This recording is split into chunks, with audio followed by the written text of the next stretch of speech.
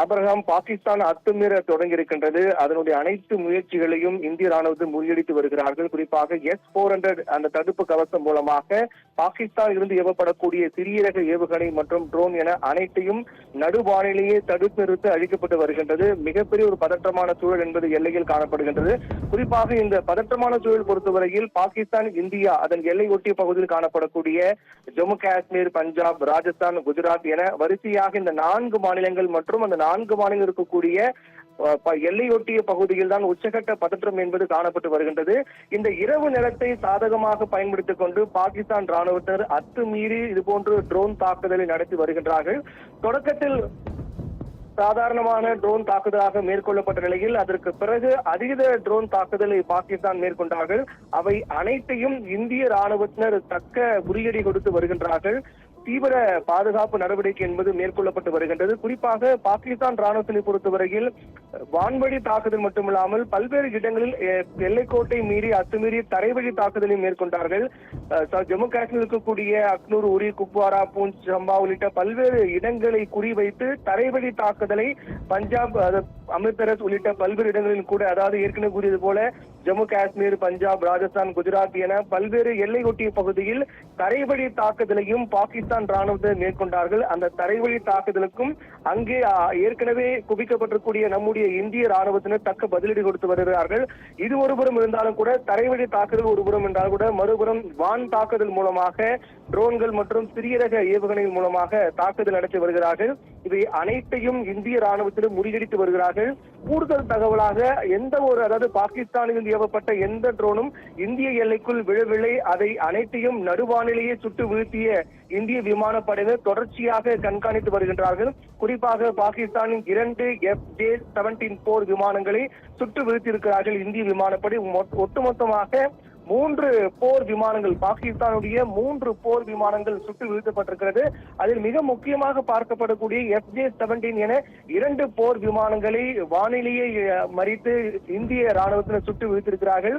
ஆக ஒட்டுமொத்தமாக ட்ரோன் தாக்குதல் மற்றும் போர் விமானம் மூலமான தாக்குதல் என பெரிய அளவிலான தாக்குதலை பாகிஸ்தான் தொடங்கி இருக்கிறார்கள். நிச்சயமாக இதற்கு இந்திய ராணுவத்தினர் மிகப்பெரிய பதிலடி கொடுப்பார்கள் என்று எதிர்பார்க்கப்படுகிறது. இன்று இரவு என்ன நடக்கும் என தெரியாமல் அந்த பகுதி சேர்ந்த பொதுமக்கள் அனைவரும் பாதுகாப்பான இடங்களுக்கு வெளியேற்றப்பட்டிருக்கிறார்கள். அங்கிருக்கக்கூடிய எல்லையோர பகுதி மக்களை பாதுகாக்கும் பொருட்டு முழுவதுமாக ஜம்மு காஷ்மீரில் முழுவதுமாக மின்சாரம் என்பது துண்டிக்கப்பட்டிருக்கிறது. மின்சாரம் துண்டிக்கப்பட்டு பல்வேறு இடங்களில் ராணுவத்தினர் பொதுமக்களை பாதுகாக்கக்கூடிய பணியை மேற்கொண்டு வருகிறார்கள்.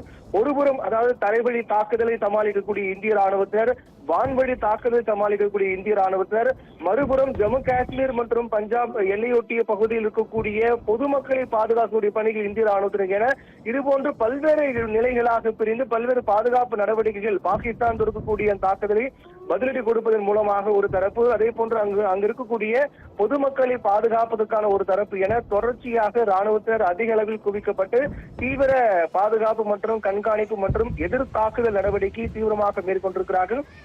இது ஒரு புறம் இருக்க, டெல்லியில் முப்படை தளபதிகளுடன் பாதுகாப்புத்துறை அமைச்சர் ராஜ்நாத் சிங் ஒரு அவசர ஆலோசனை மேற்கொண்டு வருகிறார். இந்த அவசர ஆலோசனையில் முப்படையினுடைய தளபதிகள் மற்றும் முப்படையினுடைய தலைமை தளபதி என உயர் பாதுகாப்பு அதிகாரிகள் எல்லாம் கலந்து கொண்டிருக்கிறார்கள். டெல்லியில் தற்போது இந்த உயர்மட்ட பாதுகாப்பு ஆலோசனை கூட்டம் என்பது மிக தீவிரமாக நடைபெற்று வருகிறது. பாகிஸ்தானின் F-16 மற்றும் JF-17 போர் விமானங்களை இந்திய விமானப்படை சுட்டு வீழ்த்திருக்கிறார்கள். இந்த விமானங்களை பொறுத்தவரையில் பாகிஸ்தானால் ஏவப்பட்ட தாக்குதலுக்காக அனுப்பப்பட்ட போர் விமானங்கள் சீனாவிடமிருந்து வாங்கிய போர் விமானங்கள் என்று சொல்லப்படுகிறது. சீனாவிடமிருந்து வாங்கிய போர் விமானங்கள் மூலமாக இந்தியாவை தாக்குவதற்காக பாகிஸ்தான் அதை பயன்படுத்தி வருகிறது. டெல்லியில் முப்படை தளபதிகளுடன் பாதுகாப்புத்துறை அமைச்சர் ராஜ்நாத் சிங் அவசர ஆலோசனை மேற்கொண்டு வருகிறார். இந்த ஆலோசனையில் முப்படையினுடைய தலைமை தளபதி அனில் சௌகானும் பங்கேற்றிருக்கிறார். மிக முக்கிய ஒரு ஆலோசனையாக பார்க்கப்பட்டு வருகின்றது. ஏற்கனவே இந்தியா ஒரு எச்சரிக்கை விடுத்திருந்தது. அதாவது மிக துல்லிய தாக்குதலை தான் நம்முடைய ராணுவம் மேற்கொண்டது. ஆபரேஷன் சிந்தூர் மூலமாக பாகிஸ்தானில் செயல்பட்டு வரக்கூடிய தீவிரவாத முகாம்கள், அதைத் தொடர்ந்து பாகிஸ்தான் ஆக்கிரமிப்பு காஷ்மீரில் செயல்பட்டு வரக்கூடிய தீவிரவாத முகாம்கள் என மிக துல்லிய தாக்குதலை மேற்கொண்டார்கள்.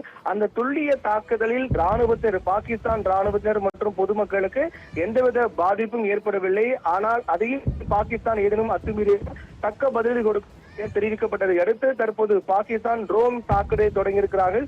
இரவு நேரத்தை சாதகமாக பயன்படுத்தி இந்த ட்ரோன் தாக்குதல் என்பது தொடங்கப்பட்டிருக்கிறது. பிரதமர் மோடியுடன் தேசிய பாதுகாப்பு ஆலோசகர் அஜித் தோவல் சந்தித்திருக்கின்றார்.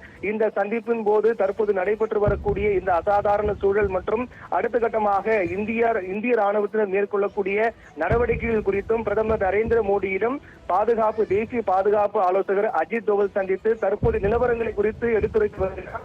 இது ஒருபுறம், மறுபுறம் உள்துறை அமைச்சர் அமித்ஷாவுடன் முப்படையினுடைய தலைமை தளபதி 3 படையினுடைய தளபதிகள் கலந்து கொண்டு பதிலடி மற்றும் தடுப்பு நடவடிக்கைகள் குறித்து அவ்வப்போது மத்திய அரசுக்கு அப்டேட் செய்து கொண்டு வருகின்றார்கள். பாகிஸ்தானில் இருக்கக்கூடிய சியால்கோட்டில் இந்தியா பதிலடி கொடுத்து வருகிறது. அதாவது தொடக்கத்தில் பாகிஸ்தான் ராணுவத்தினர் மேற்கொண்டு வரக்கூடிய இந்த அடாவடி நடவடிக்கைகளுக்கு அதை தடுக்கக்கூடிய முயற்சி மேற்கொண்டு வரக்கூடிய இந்திய ராணுவத்தினர் தற்போது பாகிஸ்தானில் இருக்கக்கூடிய சியால்கோட்டில் பதிலடி கொடுக்க தொடங்கி இருக்கிறார்கள். தற்போது இந்திய ராணுவம் பாகிஸ்தானை நோக்கி பதிலடி கொடுக்க தொடங்கி இருக்கிறார்கள்.